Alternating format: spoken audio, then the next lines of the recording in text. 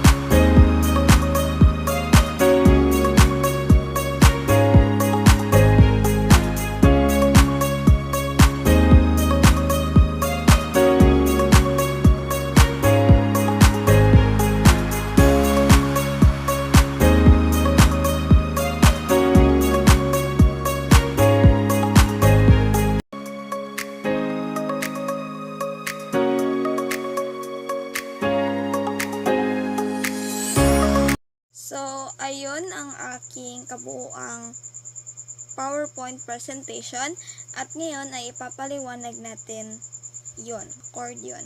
So, ang topic ko nun o ang pamagat ko nun ay ang 5 batayang pagpapahalaga sa pagpapakatao. So, una ay ang makadiyos, pananampalataya at espiritualidad sa pang-araw-araw na buhay. So, tayo ay kilala sa pagiging makadiyos. So, ang pangalawa naman ay ang makatao. Pangatlo naman ay ang makakalikasan o pangangalaga at responsibilidad sa kalikasan. So, ang sunod naman ay ang makabansa o pagmamahal at katapatan sa bayan.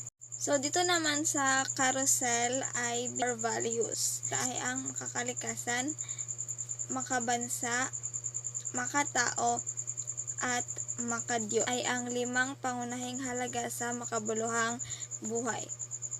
So, ang una ay ang integridad. Pangalawa ay habag o compassion sa Ingles at paggalang at paninindigan at pagsisikap.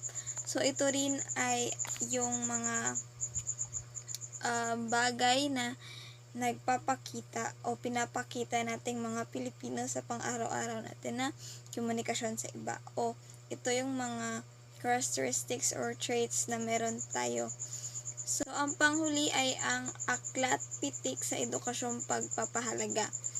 So, nandyan ang mahalagang pagpapahalaga sa araw-araw at narito ang panimula na parang overview sa libro. So, ang unang nilalaman ng libro ay ang paggalang, sunod naman ay ang katapatan, pangatlo ay kasipagan, pang-apat ay ang pagpapakumbaba, at ang pang-5 ay pakikisama. So, nariyan na rin ang mga explanation at syempre meron din tayong konklusyon sa huli na nagpapaliwanag ng buong context na nasa libro. So, thank you for listening.